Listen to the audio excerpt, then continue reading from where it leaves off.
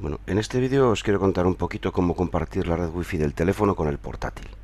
Entonces, en el teléfono, en ajustes, vamos a buscar en el apartado de wifi y redes, vamos a buscar punto de acceso portátil. Aquí en punto de acceso portátil, configurar zona wifi, tenéis el nombre de la red, en mi caso Nirea. ¿Sí? Podéis cambiarlo. Vale, aquí activamos la zona wifi portátil en el teléfono. Tened en cuenta que estáis consumiendo los datos del teléfono, ¿eh?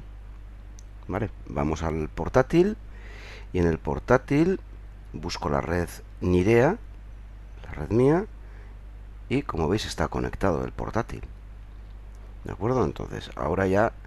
Bueno, esto me sirve no para ver vídeos de YouTube, ¿de acuerdo? No penséis en que podéis estar viendo de YouTube, es para consultar un correo, para ver una página, ¿de acuerdo? Si no, lo dicho, estáis consumiendo los datos del teléfono y va a gastar más batería. Tened en cuenta eso.